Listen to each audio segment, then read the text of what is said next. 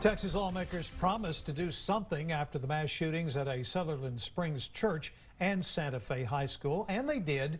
They passed laws on a state and national level. While we wait to see what they may do after El Paso, we want to zero in on what they did and how it's working.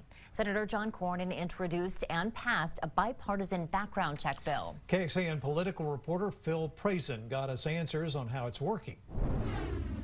The shooter in Sutherland Springs should not have been able to buy the gun he used. His 2012 conviction for domestic assault never made it into the National Instant Criminal Background Check system. Many of these shootings can be prevented. Perhaps not all, but we need to do everything we can. Texas Senator John Cornyn pushed for the Fix NICS Act. His office sent the U.S. Attorney General a letter in February saying submissions to the background check system increased 400% after the law passed last year.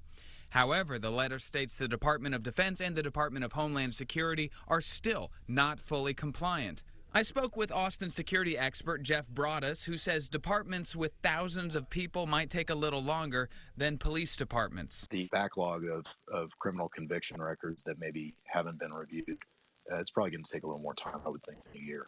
But remember, a background check only is required for licensed gun dealers in Texas. In this state, a background check is not required for a private sale, like from a family member or through a gun show. In no means prevents someone from either obtaining a firearm illegally or using a lawfully obtained firearm to perpetrate violence. Broadus says the Fix NICS Act does show improvements can be made on a bipartisan basis, despite the political rhetoric surrounding guns.